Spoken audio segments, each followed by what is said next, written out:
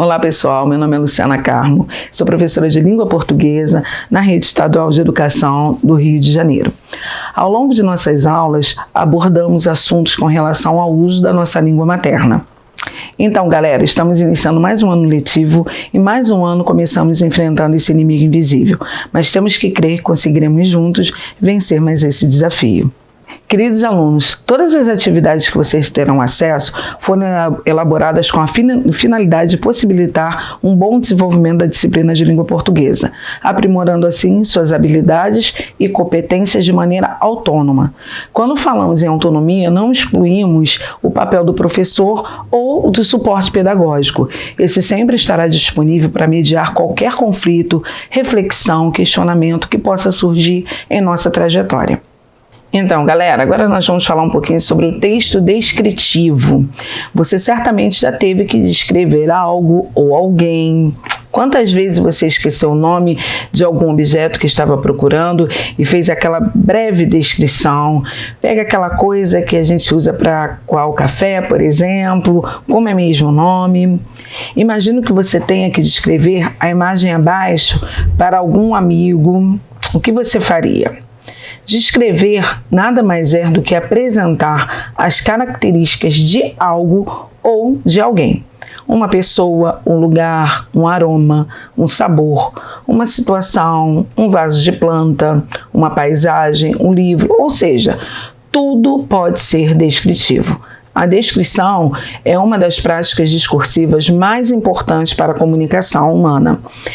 Por isso, precisamos entender melhor o texto descritivo e suas características. Então, vamos ver agora um pouquinho a estrutura do texto descritivo. O texto pode ser inteiramente descritivo, apesar de, na maioria das vezes, ele estar inserido em um grande texto com várias outras características. A descrição, como qualquer outro tipo de texto, apresenta uma estrutura. Essa estrutura é composta de introdução, apresentação do objeto descrito, desenvolvimento, caracterização desse objeto, seja de forma objetiva ou subjetiva, e conclusão, finalização dessa descrição. O texto objetivo ou subjetivo. A descrição objetiva nada mais é do que uma descrição que representa a realidade tal qual ela é. Ou seja, clara, direta, sem influência de sentimentos ou pensamentos do autor. No cotidiano, diversos textos têm descrições objetivas, como as especificações técnicas de um produto ou laudo de vistoria de um imóvel, por exemplo. Normalmente, as descrições objetivas não são escritas na primeira pessoa do singular, como vocês podem ver no exemplo. Já a descrição subjetiva é aquela que opiniões, perspectivas e sentimentos do autor estão presentes no texto, ou seja, a realidade é representada de acordo com o sentimento e a emoção. No dia a dia, produzimos diversas descrições subjetivas. Por exemplo, essa comida é divina, um aconchego para o meu estômago. O uso da primeira pessoa. Do singular, eu, é comum nos textos descritivos subjetivos. Outros exemplos que também temos nosso pai era um homem cumpridor, ordeiro e positivo. E sido assim, desde mocinho e menino, pelo que testemunharam as diversas sensatas pessoas quando indaguei a informação. Do que eu mesmo me lembro, ele não figurava mais estúdio nem mais triste do que os outros conhecidos nossos, só quieto. Nossa mãe era quem regia e que trabalhava. Observe, a descrição subjetiva é aquela em que opiniões, perspectivas e sentimentos do autor estão presentes no texto, ou seja, a realidade é representada de acordo com o sentimento e a emoção. No nosso dia a dia, é comum apresentarmos essas características em nossos textos. Agora, entrando um pouquinho no mundo da gramática, vamos falar um pouquinho sobre concordância nominal. Concordância nominal é a relação que as classes de palavras estabelecem entre si, ou seja, é o que faz com que os substantivos concordem com os pronomes, numerais, adjetivos, entre outros. Quando o adjetivo modifica dois ou mais substantivos do mesmo número, mas de gêneros diferentes, o adjetivo vai ao masculino plural ou concorda com o mais próximo. Comprei abacate e maçã estragada. Comprei abacate e maçã estragados. Quando o adjetivo aparece antes do substantivo, faz-se a concordância com o mais próximo. Comprei maduro abacate e maçã. Comprei madura maçã e abacate. Temos aí também outros exemplos. Quando o adjetivo modifica dois substantivos sinônimos ou tomados por sinônimos, concorda sempre com o substantivo mais próximo. Ele tem ideia e pensamento fixo. Ele tem pensamento e ideia fixa. Quando o adjetivo se refere apenas ao último substantivo, só com ele concorda. Comprei biscoito e banana madura. Quando os substantivos são autônomos, o adjetivo vai obrigatoriamente ao plural, concordando com o gênero que tem preferência. Passei o dia e noite frios nos Estados Unidos. Quando o adjetivo é predicativo, faz-se a concordância normal. Qualquer que seja a ordem dos termos da oração, ou seja, masculino prevalece quando a mistura de gêneros. O rapaz e a garota eram argentinos. Eram argentinos, o rapaz e a garota. Agora falando um pouquinho de concordância verbal.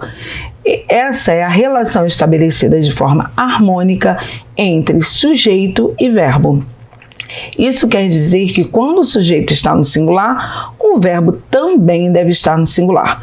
Quando o sujeito estiver no plural, o verbo também estará no plural. Exemplos: eu adoro quando as flores desabrocham na primavera. Elas adoram quando as flores desabrocham na primavera. Cristina e Eva entraram no hospital. Parece simples, mas há várias situações que provocam dúvida não só nos alunos, mas em qualquer falante da língua portuguesa. Vamos ver alguns exemplos aqui. Concordância verbal com o sujeito simples. Em caso de sujeito simples, o verbo concorda com o núcleo em número e pessoa. O aluno chegou atrasado. Se depois do sujeito no singular aparece um adjunto no plural, o verbo continuará no singular. A alta dos preços dos combustíveis irrita o povo. Pessoal e turma são palavras no singular e o verbo deve permanecer no singular. O pessoal não gostou da festa. Nos casos referentes a sujeito representado por substantivo coletivo, o verbo permanece na terceira pessoa do singular. A multidão apavorada saiu aos gritos. A multidão de transeuntes saiu aos gritos.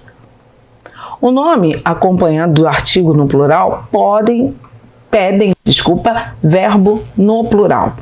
Os Estados Unidos são uma potência econômica. Se o artigo estiver no singular, ou se não houver artigo, o verbo ficará no singular. Campinas é uma grande cidade. O Amazonas é um grande rio.